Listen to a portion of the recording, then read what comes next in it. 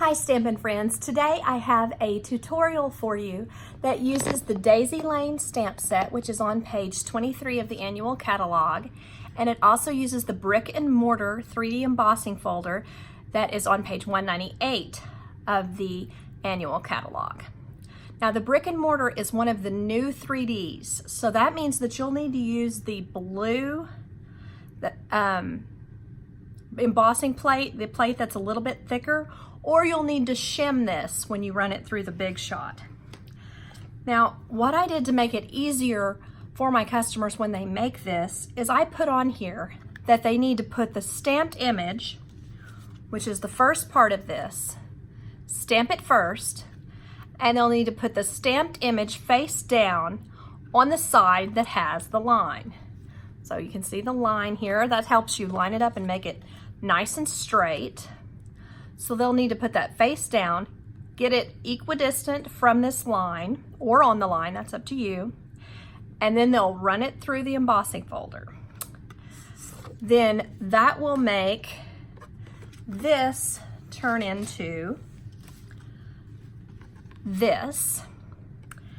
And what I've done to do this technique is I've taken terracotta tile ink and gray granite ink, and I've used some Sponge Daubers, and I've just randomly kind of gone over the high spots. When you can see it on here. These are some of the higher places where more pressure has been exerted in certain spots than others. So that would be places where I would want to put some of my terracotta tile ink.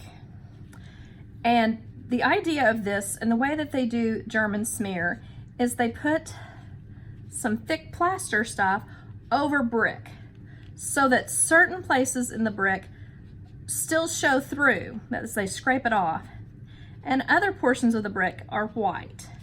So what that does is give a nice texture to the outside of a brick house. It just gives it a little more interest. It's kind of popular in home stuff right now, and I kind of liked that we could kind of replicate that with our Stampin' Up things in a way.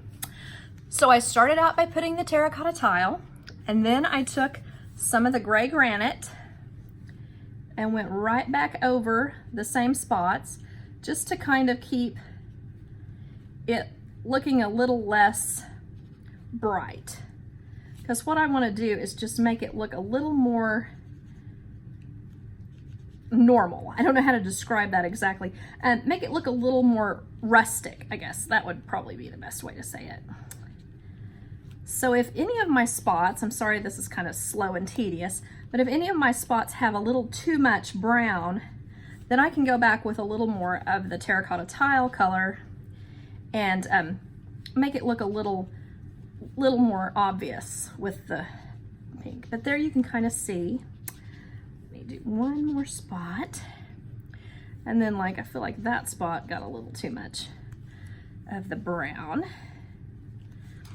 So then there you can see that I've made it look a little like that.